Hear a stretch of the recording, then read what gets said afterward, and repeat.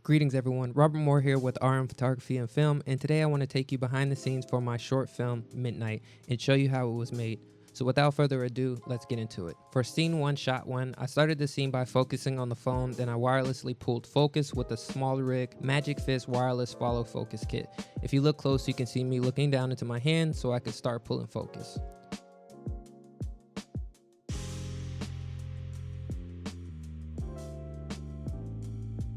For shot 3, I went for a POV shot so the audience could see the text messages in the phone to show that my character hasn't been going out or really socializing. I was trying to show my character dealing with social anxiety. For this shot, I used the Tilta lightweight shoulder rig with the counterweight system to attain this shot. For shot 3, I used the Moses Slipod Pro to attain this shot. I used the upward motion to reveal the next location for this scene, which was the kitchen.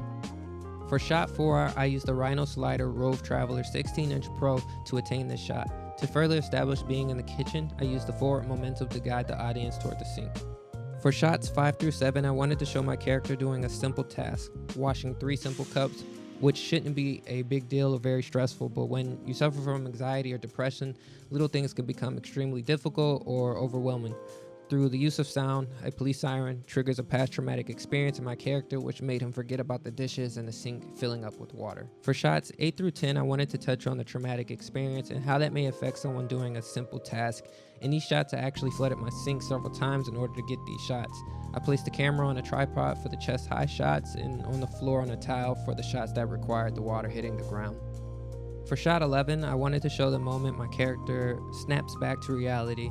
I wanted to shake up the audience a little bit with the gunshot. I wanted it to be loud and dramatic. I attained this shot by placing my camera in the cabinet shelf, and I used the Sony FE 2.8 90mm macro GOSS lens to get the close-up of my eye. For shots 12 through 14, I wanted to show the character realizing the mistake he made and the reality of him now having to clean up the entire kitchen instead of the 3 cups he initially intended to do. I used the Rhino Slider for the initial shot, then I put the camera on a tripod. I used the Laowa Periprobe 24mm lens to get the shot of myself pulling the stopper out of the drain.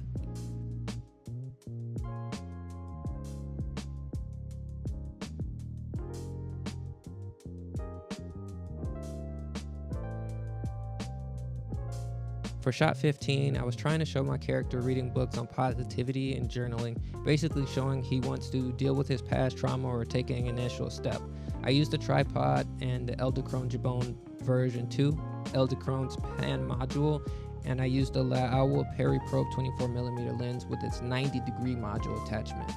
I placed the book against the lens and pushed it gently so the Jabon version 2 and pan module pan to the books at the end of my shot. For shot 16, I used the Jabon version 2 to get this shot.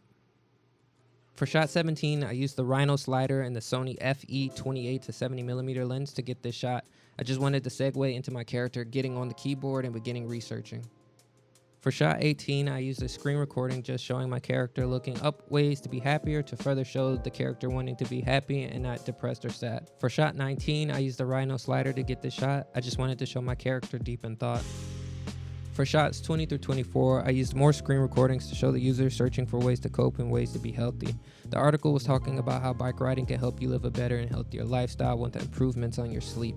I placed an ad for Bike Factory on the right to help segue the audience into the mind of the character, showing this is the activity he's choosing in an attempt to become healthier and deal with his depression and social anxiety. My character ends up purchasing a bike, but the only real takeaway that I was trying to get the audience to see was that the bike was going to be delivered the next day.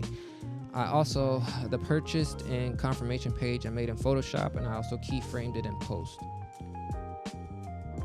For shot 25, I used the Jib 1 version 2, the pan module, and the Sony FE 20mm GOSS lens to attain this shot. I wanted to show my character finally having this ray of hope or false confidence from purchasing the bike. I wanted to show him basically saying, "I got this." For shots 26 through 27, I wanted to show my character basically facing his fears, anxieties by going outside. I also used the Jib 1 version 2 and pan module for this shot sequence. For shot 28, I wanted to show the chaos that is my apartment from my front door and how disorienting it could be for a person with social anxiety / depression. For this shot, I used the Jib 1 version 2 and the pan module to get the vertical movement of the shot, and I used the inception effect to rotate the footage in post to help further disorient the audience. For shots 29 through 30, I used the Jib 1 version 2 to get the movement of the shot. I wanted to show how disorienting and emotionally overwhelming something as simple as leaving the house can be. I wanted to show the defeat and stress my character was facing.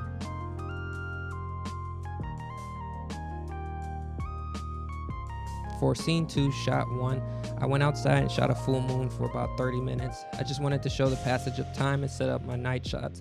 I used the tripod and the Sony FE 200 to 600mm GOSS lens to get this shot. For shot 2, I used the Rhino slider to get the movement of the shot. I wanted to continue showing my character doing everyday tasks and to set up the bathroom location. For shot 3, I used the Moses Slipod Pro to attain the movement for this shot. I wanted to show the tattoos and scars on my character, one large scar on the elbow and a stab wound on the character's side to further introduce how serious the traumatic experience was. For shot 4, I wanted to again show the lingering effects of my character's trauma, feeling like death was following him or watching him.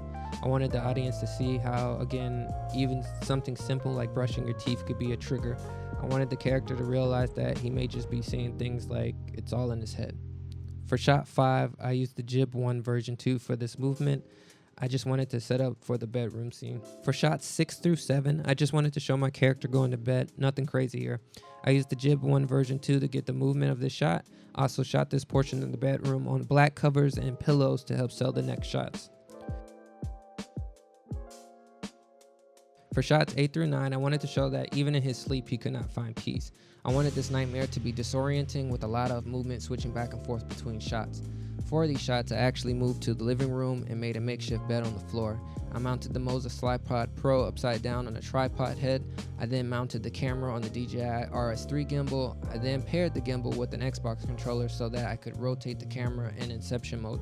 I then paired the Moses Slipod Pro with my iPad and app so that I could control the downward motion.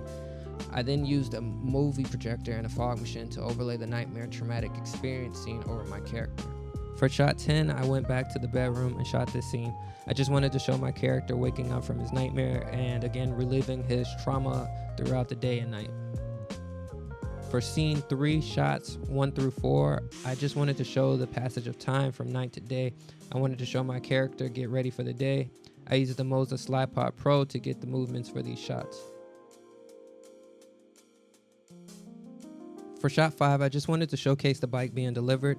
I used the Rhino slider for the movement of the shot to reveal the bike. I also used a fake purchase receipt to make the bike look brand new. For shot 6, I just wanted to show my character getting on the bike and finally setting out for his journey or adventure.